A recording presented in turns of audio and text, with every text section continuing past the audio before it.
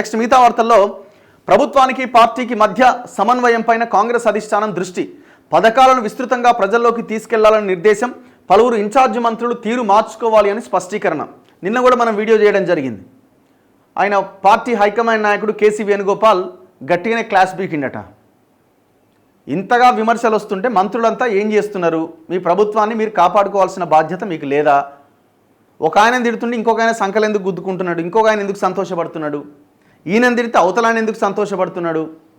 ఆయన బాగా చిల్లరకు అలవాటు పడ్డారు, మీరు బాగానే సంపాదించుకుంటున్నారు, మరి విమర్శలు వచ్చినప్పుడు ఎందుకు రెస్పాండ్ అవుతలేరని అడిగిండట. ఎవరు? కేసీ వేణుగోపాల్. ఇప్పుడు అదే వార్త. ఇప్పుడు పార్టీకి ప్రభుత్వానికి మధ్య సమన్వయం పక్కన పెట్టండి, ప్రభుత్వంలో ఉన్న మంత్రుల మధ్యనే సమన్వయం లేదు. మంత్రులకి ఎమ్మెల్యేలకి మధ్య సమన్వయం ఉందా? పోనీ మంత్రికి మధ్య సమన్వయం ఉందా? మంత్రులకి ముఖ్యమంత్రికి మధ్య సమన్వయం ఉందా? మంత్రులకి అధికారులకు మధ్య సమన్వయం ఉందా? ఎందుకు లేదు? ఎవరు దుకాణమా ఓపెన్ చేసి కూర్చున్నారు.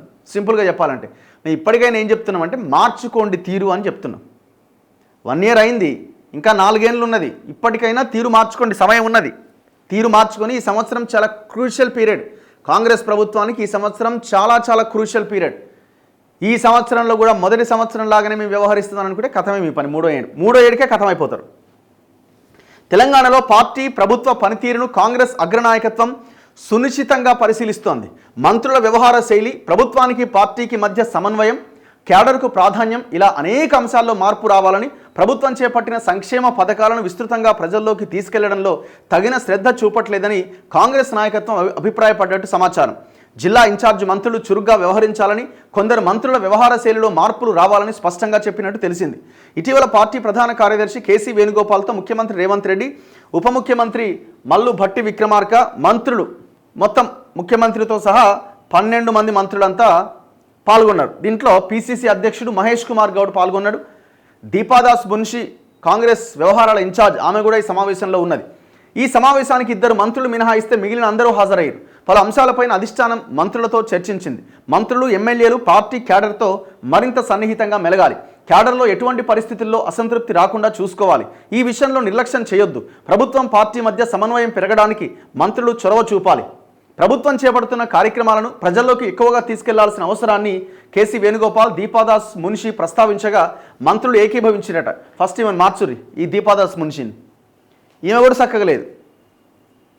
రాష్ట్రంలో ప్రభుత్వం ఏర్పడి ఏడాది ముగిసిన సందర్భంగా నిర్వహించిన కార్యక్రమాల్లో అధికారంలోకి వచ్చిన తర్వాత చేపట్టిన ప్రజా సంక్షేమ పథకాల గురించి విస్తృతంగా ప్రచారం కల్పించామని, దీన్ని కొనసాగిస్తామని పేర్కొన్నట్లు సమాచారం. ఆయా శాఖల్లో మంత్రుల పనితీరు, ఇన్ఛార్జ్ మంత్రులు ఆయా జిల్లాలపై పెడుతున్న దృష్టిపైన కూడా చర్చ జరిగింది.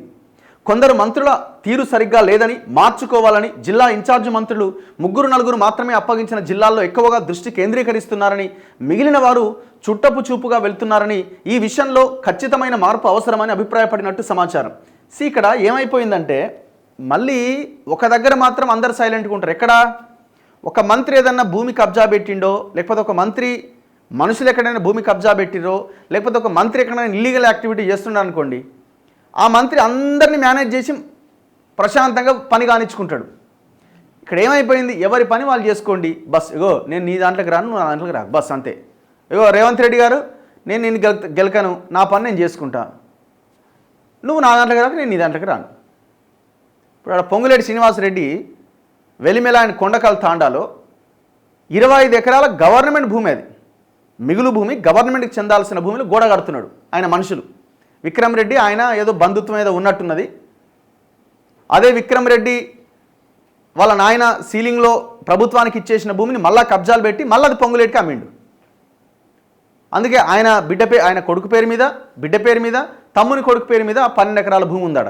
కేటీఆర్ బినామీలకు కూడా భూమి ఉంది అక్కడ. ఇప్పుడు మరి అది ముఖ్యమంత్రికి తెలియదా? ముఖ్యమంత్రి టేబుల్ మీదకి తెల్లారిపోయింది ఫైలు, వదిలేసిండు. చూడనట్టు వదిలేసి, ఎందుకు నువ్వు నా తెరువు రాకు, నేను నీ తెరువు రాను బస్. ఆయనకు అనుకూలమైన విషయాలు మీరు నా తెరువు రావద్దు. ప్రజలు ఎటు పోవాలా? అందుకే అంటున్నాం, తీరు మార్చుకోండి.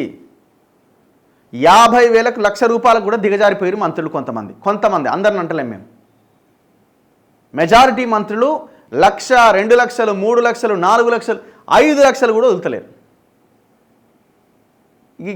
గింత కక్కుర్తి దేనికి?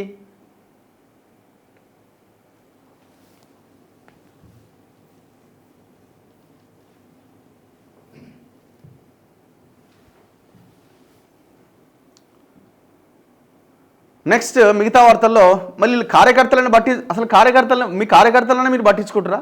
అసలు ఒకసారి ఆలోచించండి. కాంగ్రెస్ కార్యకర్తలు కానీ నాయకులు ఎవరైనా వీడియో చూస్తే ద్వితీయ శ్రేణి ఇంకా కింది స్థాయిలో ఉన్నటువంటి నాయకులు ఎవరైతే పార్టీ పటిష్టంగా ఉండాలని పనిచేసారో అధికారంలోకి రావడానికి, ఆ కార్యకర్తల పనులు ఏమన్నా అయితేనే పోని. ఇల్లీగల్ కాదు, లీగల్గానే ఈ పని ఉంది సార్, ఇది చేసి పెట్టానంటే ఒక్క మంత్రి అన్న ఎవరైనా చేసి పెడతారా వాళ్ళకి?